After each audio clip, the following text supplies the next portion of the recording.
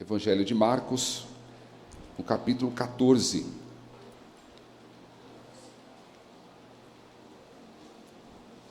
Marcos, que foi o primeiro evangelho a ser escrito. Dos 4 evangelhos, Marcos foi o primeiro. E Marcos foi escrito segundo Pedro. Pedro narrou e o jovem João Marcos registrou este evangelho. Capítulo 14, versículo 3 em diante, a palavra de Deus diz assim. Os irmãos encontraram? Eu estou com a versão aqui ACF, Almeida Corrigida Fiel. Diz assim a palavra: E estando ele em Betânia, assentado à mesa, em casa de Simão, o leproso, veio uma mulher que trazia um vaso de alabastro com unguento de nardo puro, de muito preço, e quebrando o vaso, lhe derramou sobre a cabeça. E alguns houve que em si mesmos se indignaram e disseram: Para que fez este desperdício de unguento?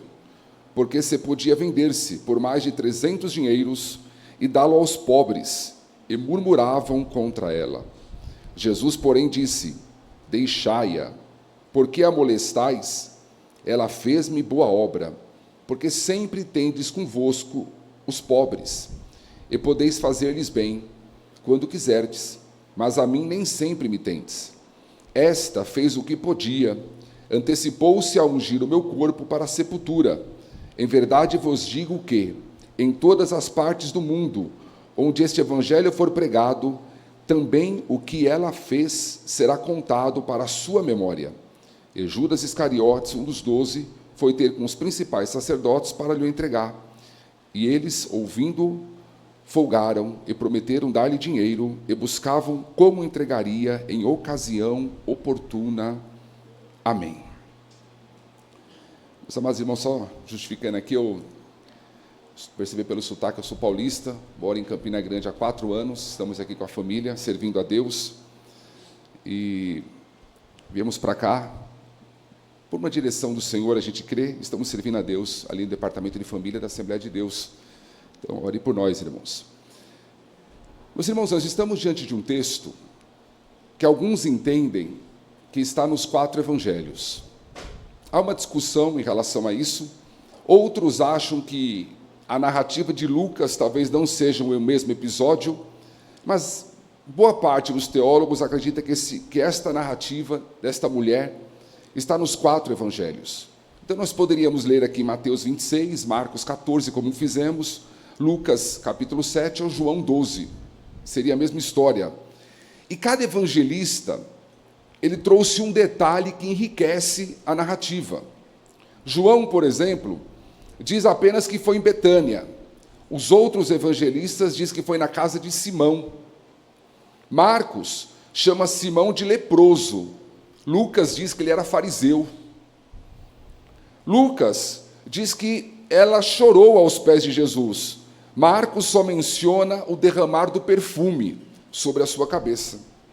De todos eles, apenas João registra o nome da mulher, Maria, irmã de Marta e de Lázaro.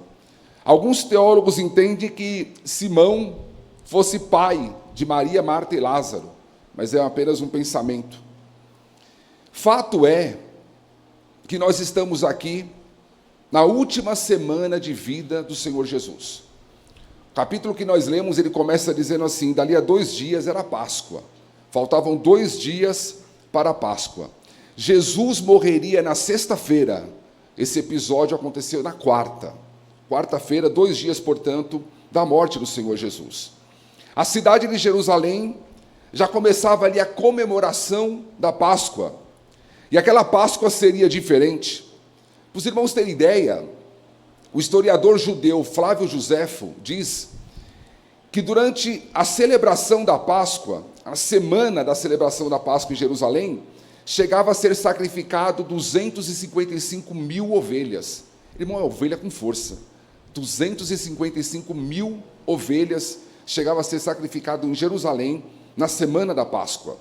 Jesus, ele entra em Jerusalém no capítulo 11 de Marcos, e a partir daqui, do capítulo 14, vai começar o seu abandono. Jesus aqui começaria a ser abandonado. O texto que nós lemos, no final, já fala do primeiro abandono que Jesus sofreria. Judas Iscariotes já abandonava Jesus e já ia negociar uma forma e o preço para entregar Jesus aos seus traidores. Então, esse abandono começaria por Judas e mais adiante pegaria a todos os discípulos. Todos abandonariam.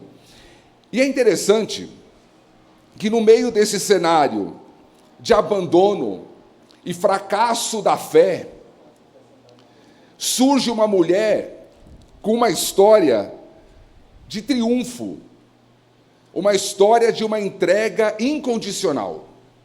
No meio de um cenário de abandono, de frieza de fé, de traição, de medo, vai surgir uma mulher na rota diferente, no caminho oposto a tudo isso. Jesus aqui, irmãos, ele foi convidado para um banquete. E eu queria dividir aqui, irmãos, não sou batista, mas eu gosto de dividir em 3 partes o que vou falar. Em 3 partes, a nossa meditação. Primeira parte, o banquete. Segunda parte, a intrusa. E terceira parte, a entrega. O banquete, a intrusa e a entrega. Vamos entender isso, irmãos. Eu não sei se você já leu esse texto e já se perguntou, eu tinha um grande dilema com esse texto. Eu tinha um conflito com ele. Sabe por quê? Porque Jesus é convidado para um banquete. Aí a gente pensa na nossa cultura, como se alguém estivesse chamando Jesus para jantar, para comer uma pizza, para comer um cuscuz, como você preferir. Mas quando a gente lê os evangelhos, a gente percebe que Jesus ali, ele não era bem-vindo. Ele não houve com Jesus a hospitalidade da época. Tanto é que Jesus vai reclamar com o anfitrião, com o dono da casa. Eu cheguei aqui, você não me lavou os pés, você não me ungiu, você não me saudou com ósculo santo. Dá a impressão que Jesus não era bem-vindo ali. Aí eu fiquei pensando, mas como é que alguém chama uma pessoa para ir na casa dele jantar, sendo que a pessoa não é bem-vinda? Você costuma chamar alguém que você não gosta muito para ir jantar na tua casa, a não ser que seja o cunhado, alguém da família que tem que ir, né?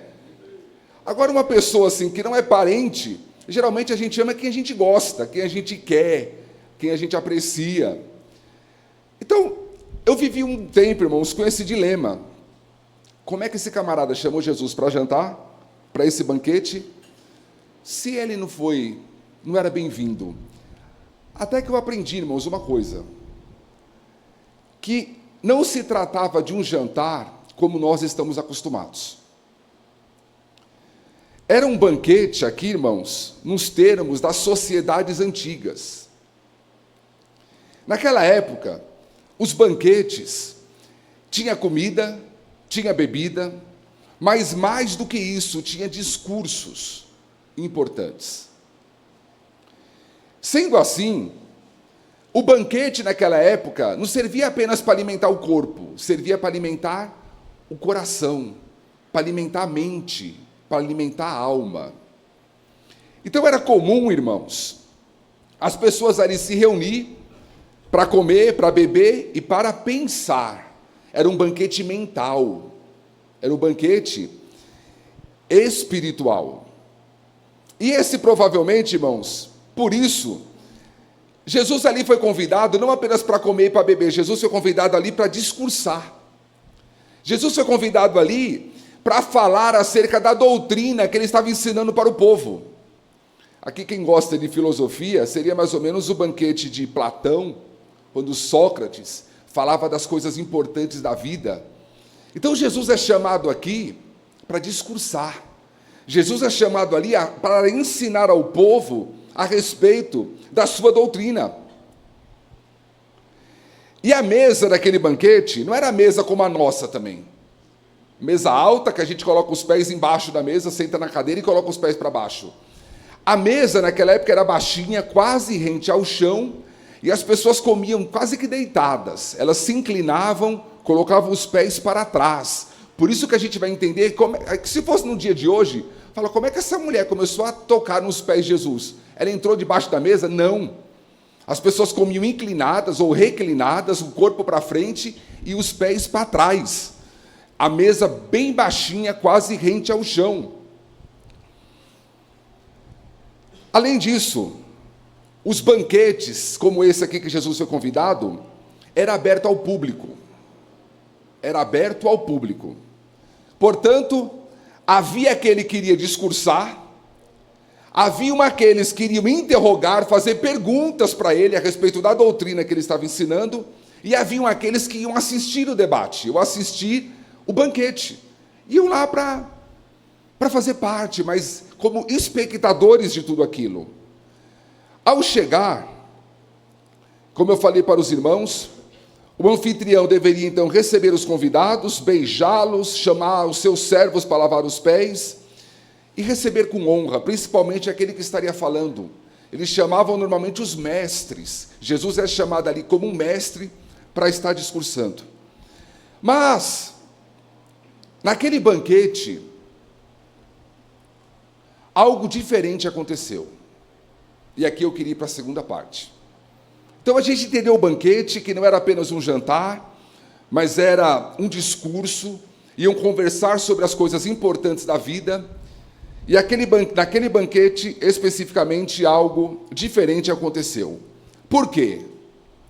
Porque embora fosse um banquete aberto a todos, não era comum uma mulher como essa assistir o banquete. Tanto é que na narrativa de Lucas, eles vão, quando ela começa a beijar os pés de Jesus e a chorar aos pés de Jesus, alguém disse assim no seu coração: se ele soubesse quem é esta mulher, não permitiria que isso acontecesse. Ali, criticando a índole daquela mulher, a moralidade daquela mulher, o caráter daquela mulher. Então não era normal uma mulher desse tipo participar, mas ela chegou. O banquete era aberto ao público, ela entrou naquele banquete e ela se posicionou aonde? Atrás de Jesus. Jesus está na mesa, conversando ali sobre as questões da vida, ela se coloca atrás de... Irmãos, isso aqui é tão extraordinário. A forma como o evangelho é simples, porque a gente não sabe o que Jesus falou aqui. A gente não sabe qual foi as discussões. Talvez alguém tenha quis levar a discussão para o lado filosófico, alguma coisa que Jesus tratou ali, a gente não sabe qual foi o assunto, mas a gente sabe qual foi a atitude da mulher. Lucas, Mateus, João, nenhum deles registra o que foi falado, mas registra a atitude da mulher. Ela chega no banquete e ela se posiciona atrás de Jesus. Eu fico imaginando, irmãos, que aquela mulher era uma estranha ali. Era uma estranha. Mas Jesus também era estranho ali. Não fizeram a etiqueta com ele. E nesse ponto Jesus se identifica com ela. Você é estranha aqui, eu também sou. E aí depois de se posicionar atrás de Jesus, a Bíblia fala que a mulher começa a tocar nos seus pés. Aquilo não estava planejado por ela. E ela começa a fazer o quê? Começa a chorar.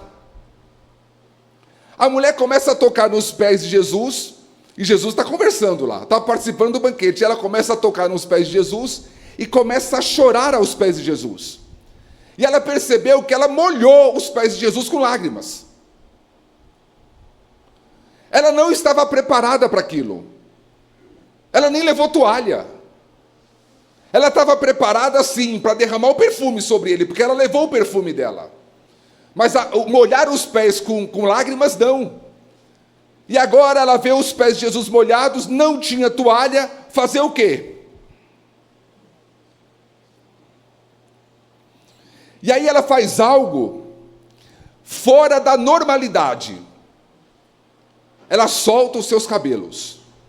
E ela começa a enxugar os pés de Jesus com seus cabelos. Irmãos, é outra questão cultural aqui, irmãos, que foge muito da nossa. E nós precisamos entender isso. Naquela cultura, era extremamente desonroso uma mulher soltar os cabelos em público. Não podia.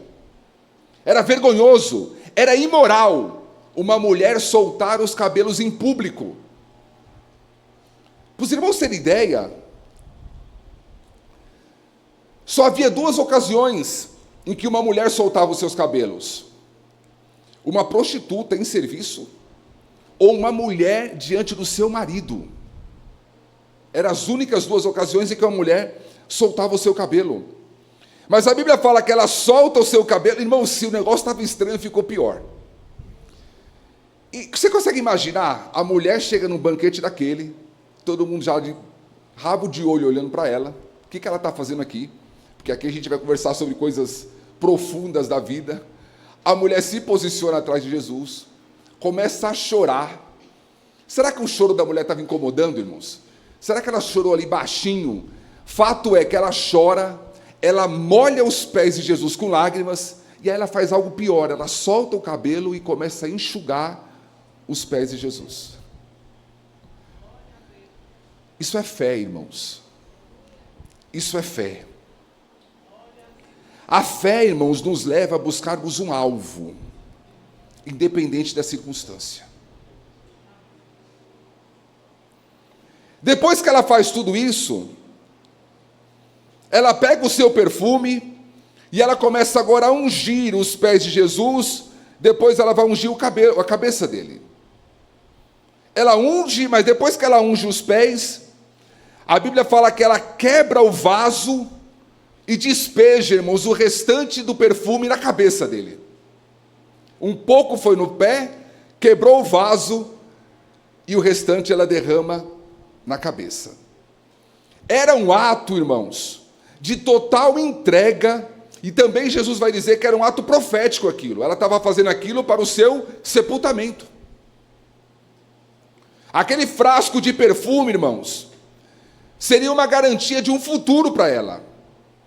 E a Bíblia fala, perfume de nardo, um produto caríssimo. Os irmãos conhecem a história, uma essência originária lá das cordilheiras do Himalaia, descia de lá das montanhas, irmãos, em lombo de camelo.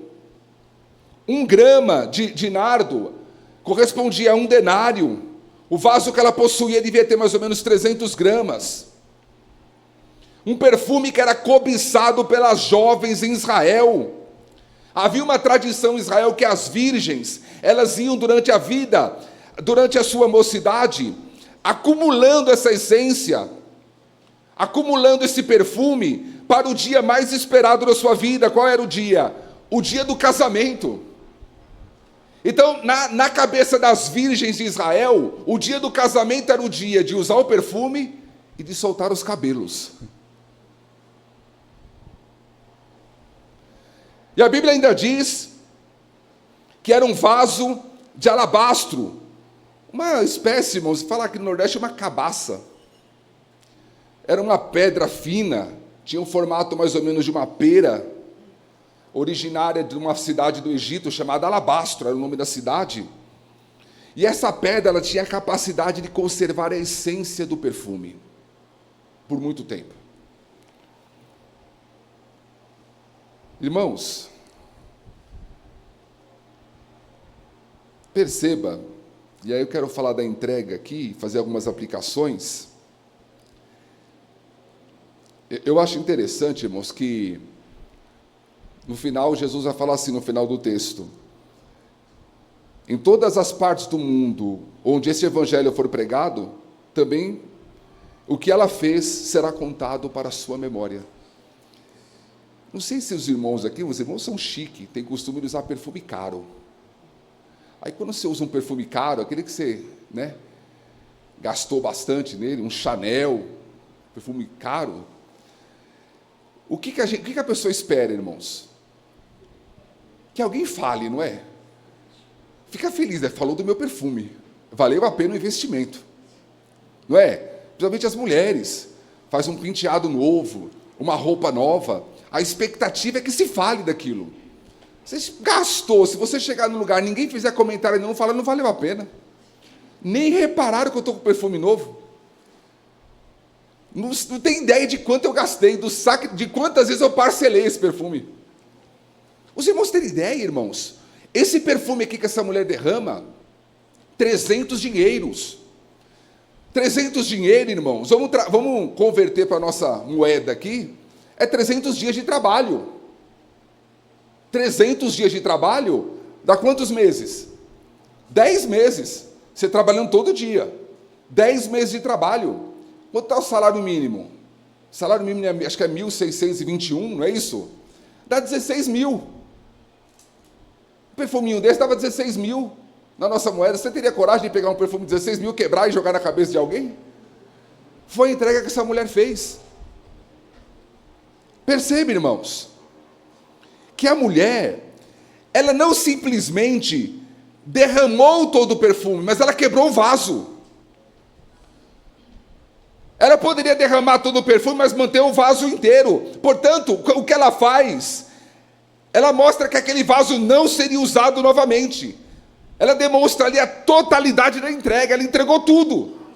Não tem mais nada, eu entreguei tudo. Eu derramei o perfume e quebrei o vaso. Não vou usar de novo. Ao quebrar a pedra, irmãos, ela demonstra que nada sobraria. Tudo seria entregue naquela ocasião. Ela entendeu, irmãos, que aquele era o dia mais importante da sua vida. O dia mais importante da vida dela. Quando ela derrama todo o conteúdo de Jesus, ela dizia: eu não quero mais essa vida. Ela derrama a esperança do seu futuro aos pés de Jesus. E Jesus derrama uma vida nova sobre ela. Ela derramava sobre Jesus, Jesus derramava sobre ela. Ela estava cansada, irmãos, daquela vida velha. Ela havia encontrado, irmãos, um novo centro para a sua existência.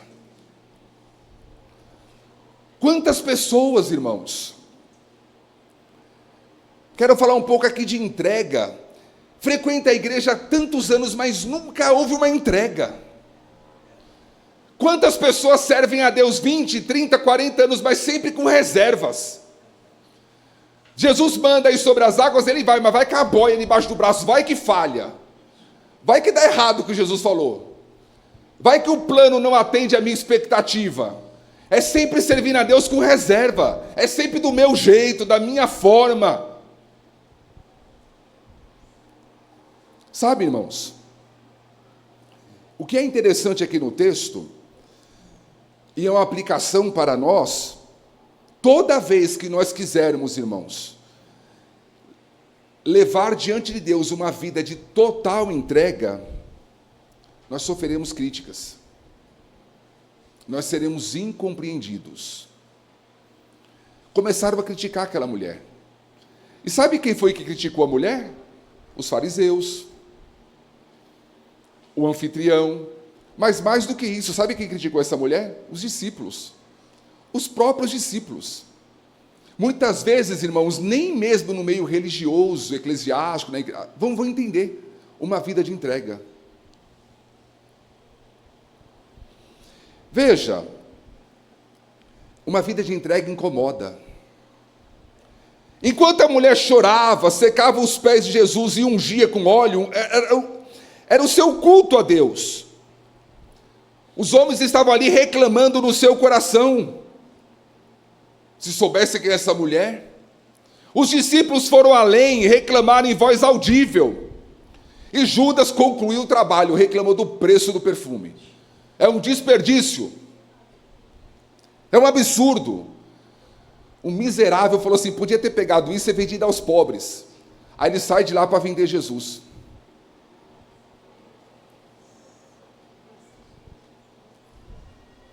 E Jesus, irmãos, ele vai defender a mulher dizendo assim: deixem-na em paz.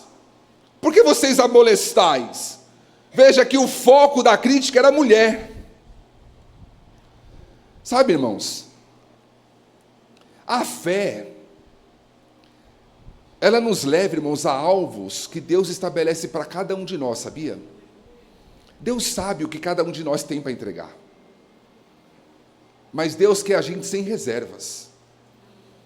O primeiro mandamento qual que é? Ama o Senhor teu Deus com reserva? Não, é com todo o teu coração, com toda a tua alma, com toda a tua força, com tudo que você é, com tudo que você tem.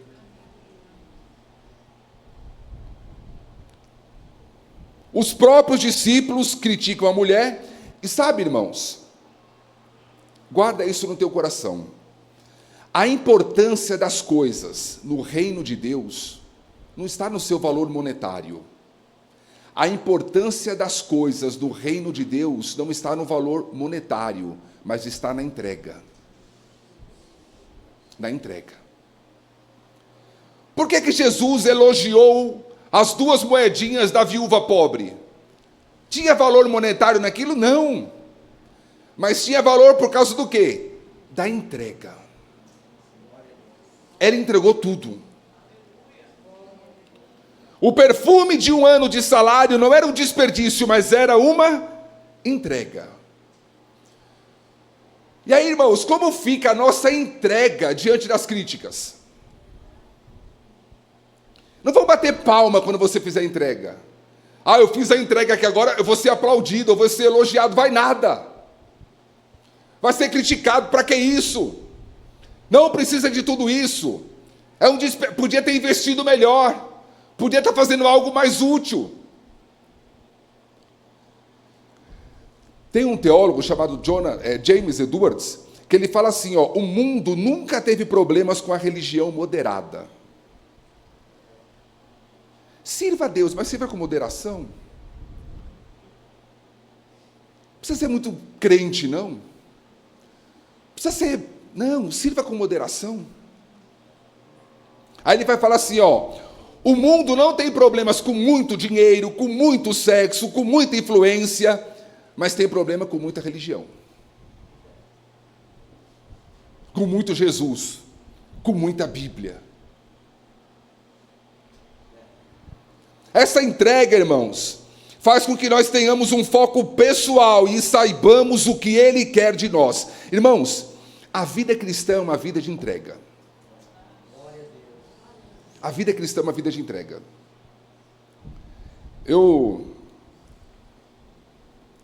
Mas Deus é bom. E às vezes Deus sabe a hora que vai pedir para a gente entregar, sabia?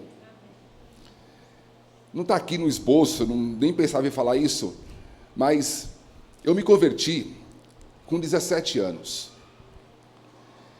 E eu comecei a servir a Deus na igreja e me envolvi bastante com a igreja. Para os irmãos terem ideia, eu tinha um problema no meu coração. Sabe qual era o meu problema? Eu tinha uma mágoa contra o meu pai.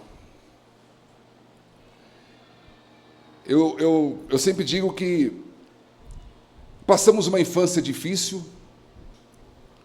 Eu tinha um pai em São Paulo, nasci em São Paulo, vivi lá até os 40 anos, que era envolvido com mulheres, com coisas assim, e nós sofremos muito por causa disso. Eu digo que hoje, quando eu vou no supermercado com os meus filhos, tem alguns produtos que eu olho na prateleira que para mim são produtos de rico, até hoje. Produto de rico.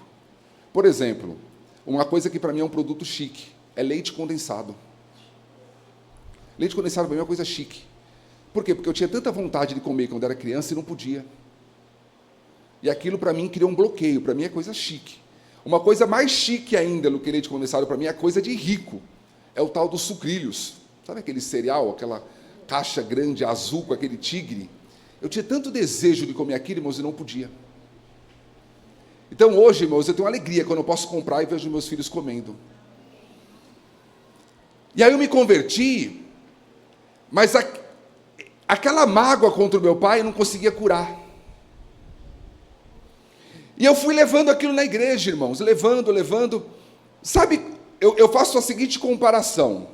Eu não consegui ainda, não tinha estrutura para fazer uma entrega total a Jesus. É como se eu falasse para o Senhor Jesus o seguinte: Senhor, essa casa é tua, o Senhor fique à vontade na casa. Mas tem uma coisa, lá no fundo da casa tem um quartinho lá que eu guardo umas tranqueiras, lá o Senhor não pode entrar não.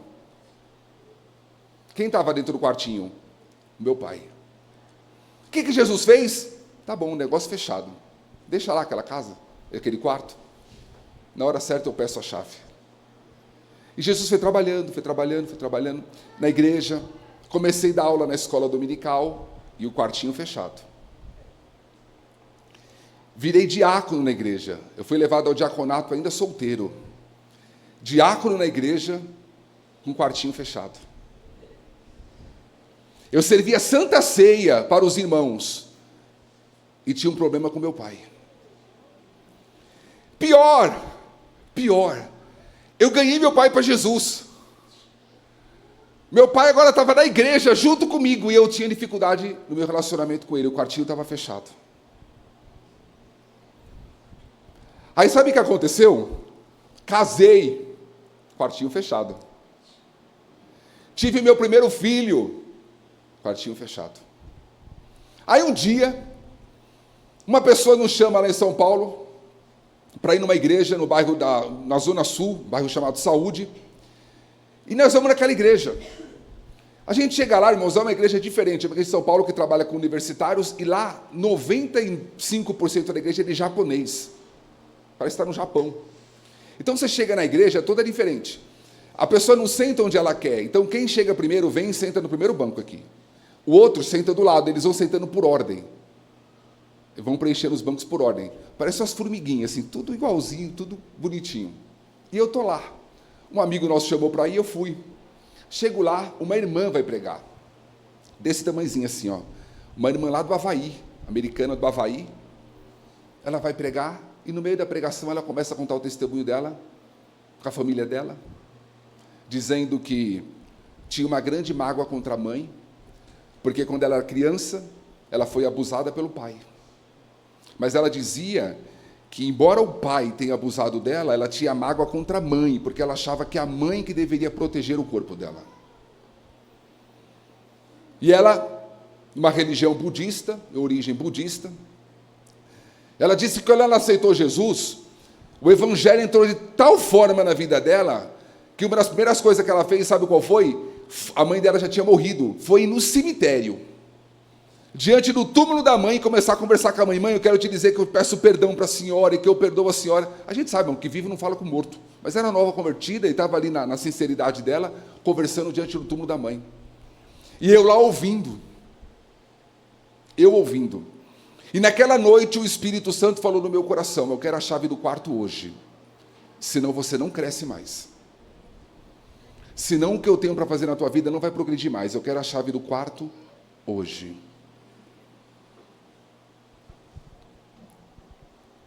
Eu tenho certeza, irmãos, que o Espírito Santo fala com alguém nesta noite. Que chegou a hora de você entregar para Ele algo que está guardado há anos e que você não consegue entregar. E mais desafiador para mim, sabe qual foi? Ela falou assim, tem pessoas que precisam se reconciliar com alguém da sua família. E outra coisa, você tem no máximo 3 dias. Se você não fizer em 3 dias, você não vai fazer mais. Ela deu prazo. E eu fiz, irmãos. Eu procurei meu pai, marquei com ele, pedi perdão para ele, e dizia que perdoava ele por tudo que tinha acontecido. E juntos choramos, é como se tivesse saído um peso das minhas costas. A vida cristã é uma vida de entrega. É Abraão entregando Isaac, é Ana entregando Samuel. A vida cristã é uma vida de entrega. A vida cristã é uma vida de rupturas. Rupturas. Quando a gente está acomodado, achando que está bem, não, eu quero fazer algo novo na tua vida. Mas para isso, eu preciso que você me entregue. A vida cristã não é sobre aquilo que eu retenho, é sobre aquilo que eu entrego. Não é sobre aquilo que eu ganho, é sobre aquilo que eu perco. Não é sobre aquilo que eu conquisto, é sobre aquilo que eu renuncio. Quem quiser vir após mim. A Bíblia vai falar dessa Maria que em 3 ocasiões, todas elas, ela estava onde? Aos pés de Jesus. Veja, irmãos, a entrega acontece aos pés de Jesus. Ela só conseguiu enxugar os pés de Jesus com os cabelos, irmãos, porque a cabeça dela se reclinou até os pés. Irmãos, o lugar mais alto que alguém pode chegar, sabe onde é? Aos pés de Jesus. O lugar mais nobre, mais importante, o lugar que você vai entender a vida como você nunca entendeu, é aonde? Aos pés de Jesus. A igreja, irmão, só será saudável se ela estiver com a cabeça aos pés de Jesus. Tem um hino que a gente cantava, e se canta ainda, quando a gente era adolescente, ou jovem na igreja, que o melhor lugar do mundo é aonde? Aos pés do Salvador. O melhor lugar do mundo é aos pés do Salvador. Maria já tinha aprendido, irmãos, em outra ocasião, que o verdadeiro descanso ela encontra onde? Aos pés de Jesus. Quando o seu irmão Lázaro morreu, ela corre para Jesus e vai para onde? Para os pés de Jesus. Irmãos, Maria não se sentia à vontade na casa de Simão, mas ela se sentia à vontade aonde? Aos pés de Jesus. A igreja, irmãos, não se sente à vontade neste mundo, mas a gente se sente à vontade aos pés de Jesus. É só aos pés de Jesus, irmãos, que a igreja encontra descanso, sentido, libertação do vazio existencial. É aos pés de Jesus. Está passando por luta? Corre para os pés dele. Está com o coração angustiado? Corre para os pés de Jesus. Jesus sai dali e vai para a última ceia. Da ceia ele vai para o Getsemane. Do Getsemane ele vai para o julgamento, do julgamento para a cruz, da cruz para a sepultura. Naquela época, irmãos, quando alguém morria, os entes enlutados embalsamavam o corpo do morto. Irmãos, não confunda, a gente fala na escola dominical, não confunda, irmãos, o embalsamento com a mumificação. Tem gente que acha que faz umas múmias. Não, irmãos, pelo contrário, múmia é coisa dos egípcios. É um embalsamento, era ungir o corpo com óleo apenas, a questão do cheiro. Era um outro processo.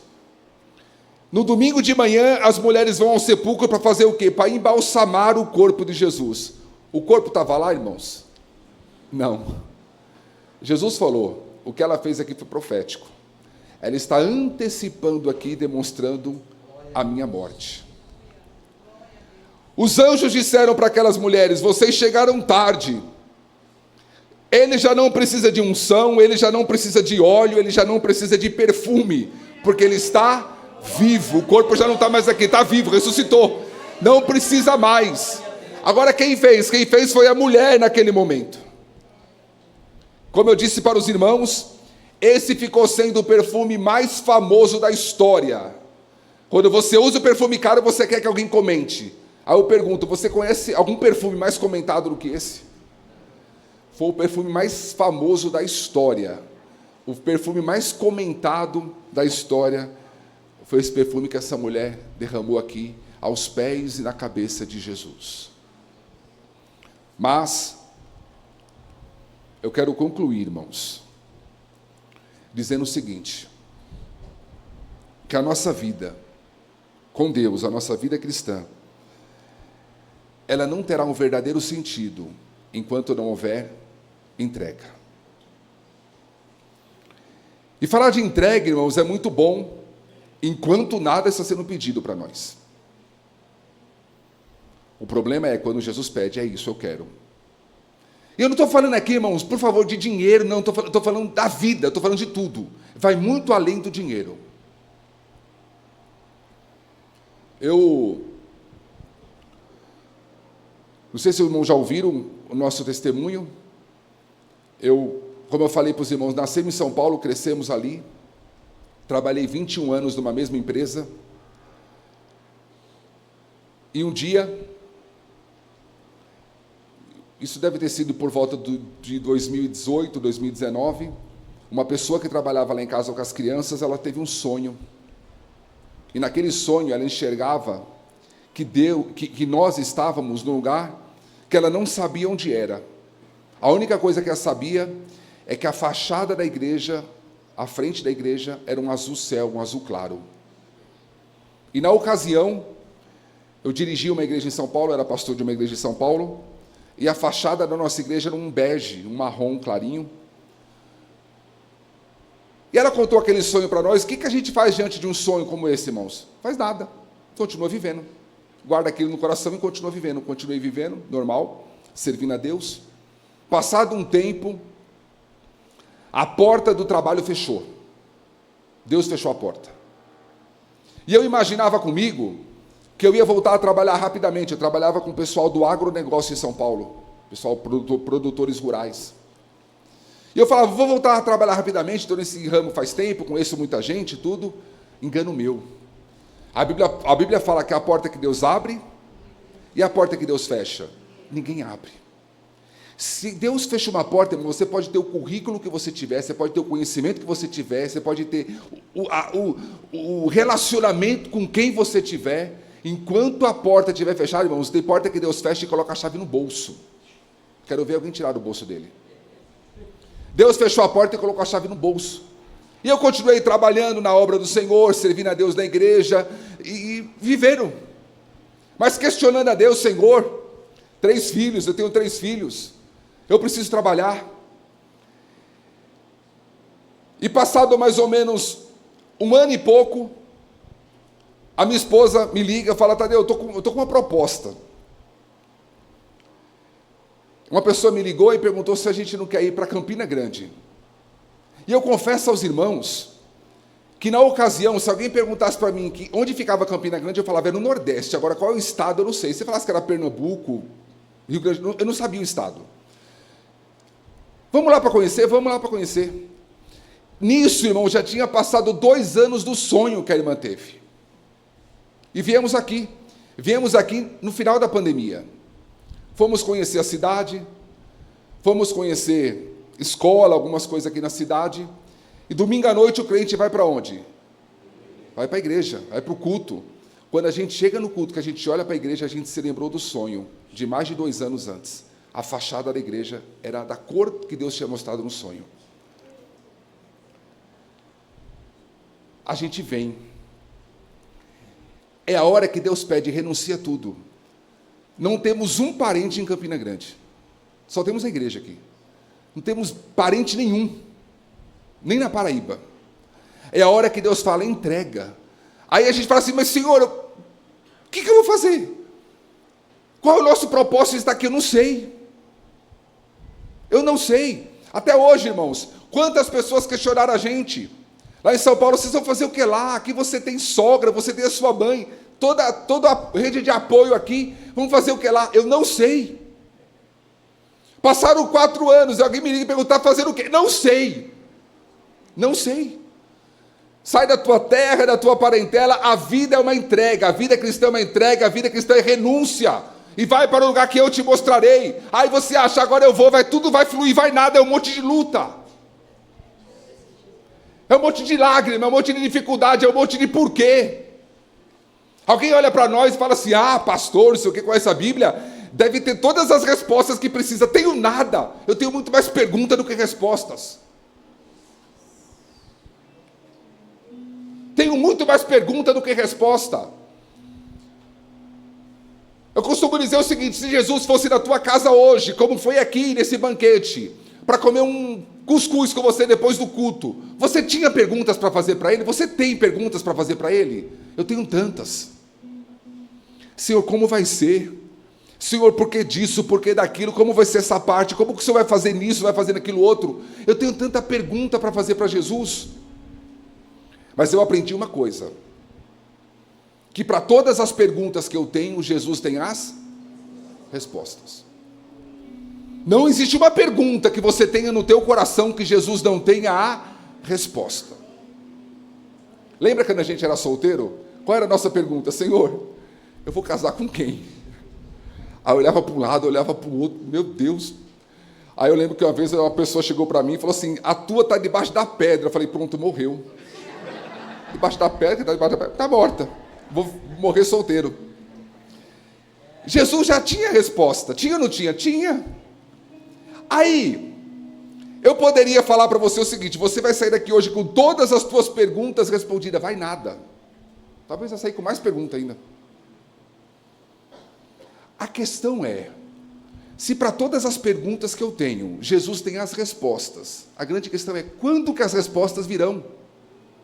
Quando? Senhor, eu estou ansioso. Senhor, eu estou com pressa, apressa-te, Salmo 70. Eu preciso das respostas. Aí eu aprendi outra coisa. Para todas as perguntas que eu tenho, Jesus tem a resposta. Mas quando que as respostas virão? No caminho. No caminho. Conforme a gente anda com Ele. Conforme a gente anda com Ele confiando. Muitas vezes sem entender. E muitas vezes sem concordar. Porque tem hora que a gente não concorda com Deus. É ou não é? Ou só eu passo por isso? Tem hora que eu falo, não concordo, eu vou fazer porque é o senhor que está falando, mas eu não concordo, está errado. Ele manda a gente lançar as redes do lado direito do barco. Senhor, eu não concordo, porque a gente já pescou a noite toda. Mas se o senhor está mandando, eu vou lançar, mas eu não concordo. Tem hora que a gente não concorda, mas a gente faz, porque a gente é crente. Não entende, não concorda, não consegue enxergar o que vai acontecer, mas a gente faz. Isso é vida cristã, uma vida de entrega. Talvez, irmãos, aquilo que aquela mulher fez naquele momento, nem ela mesma entendeu como nós entendemos hoje.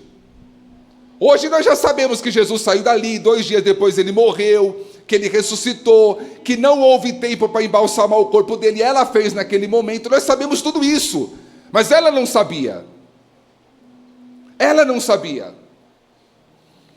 É fácil, meus amados irmãos, já vou acabar, é fácil, quando a gente lê a Bíblia, porque a gente às vezes já conhece o final da história.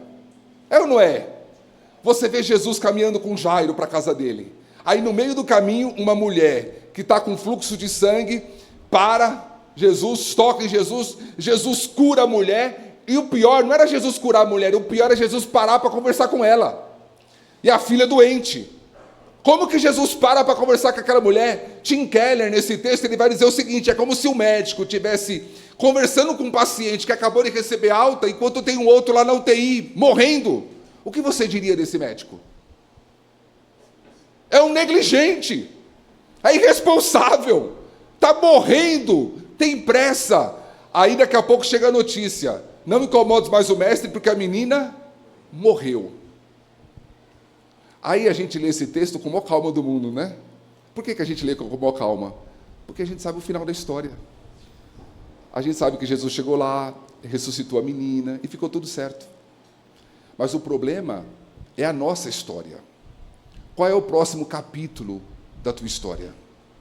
Qual é o próximo versículo da tua história? Então esse texto de hoje vem nos dizer o seguinte, embora você não entenda o próximo versículo da tua história, entregue. Sirva a Deus sem reserva. Faça tudo que você puder, confie o teu caminho ao Senhor, confie os teus filhos ao Senhor, confie a tua família ao Senhor, confie o teu futuro ao Senhor. Entregue tudo. Tudo que você quiser reter, você vai perder, mas aquilo que você entregar, você vai ter para sempre. Vai estar em boas mãos. Eu tenho um pacto com o Senhor Jesus e sempre falo isso para Ele, falo isso para a igreja. O meu acordo com Ele é o seguinte, Senhor, eu trabalho para Ti e o Senhor trabalha para mim. Eu faço as Tuas coisas, o Senhor faz as minhas, eu cuido das Tuas coisas, o Senhor cuida das minhas. É um negócio bom. Faça isso com Jesus, faça essa entrega para Ele hoje, Senhor, eu vou cuidar das Tuas coisas, o Senhor vai cuidar das minhas. Eu guardo as Tuas coisas, o Senhor guarda as minhas. Não foi o que Ele disse para o anjo da igreja de Filadélfia? Porque guardaste a palavra da minha paciência, eu te guardarei da tentação que há de vir sobre o mundo, tentar os que habitam sobre a terra. Você guardou as minhas coisas, eu guardo as tuas. Guarde as coisas de Deus. Deus guarda o teu futuro, Deus guarda a tua família, Deus guarda a tua saúde, Deus guarda os teus filhos. E eu costumo dizer, acabando mesmo, quando Deus guarda, está guardado. Deus trabalha melhor do que você. Aquele que habita aonde? Deus tem um esconderijo. Deus tem um esconderijo. Guarde as coisas de Deus e Deus vai colocar as tuas coisas no esconderijo dele. E no esconderijo de Deus nós estaremos guardados, estaremos protegidos. Viva uma vida de mais entrega. Deus está falando com alguém nesta noite. Que há algo na tua vida que faz tempo que Ele suporta, que Ele tolera. É o quartinho que você tem, o quartinho que eu tinha, o quartinho que nós temos. E Deus está te dizendo, entrega a chave nesta noite, hoje. Se for para reconciliar com alguém, reconcilia. Se for para buscar perdão, falar com alguém, fale. Hoje. Porque Deus tem coisas novas para te entregar, Deus tem portas grandes para abrir, mas isso vai acontecer mediante uma entrega tua. Ah, mas é tão difícil, é difícil, é humilhante, o preço é alto, É com lágrimas que a gente entrega, mas entregue tudo. É debaixo de críticas, mas entregue. Humilha-te e Deus te exaltará. Que Deus abençoe a igreja, em nome de Jesus.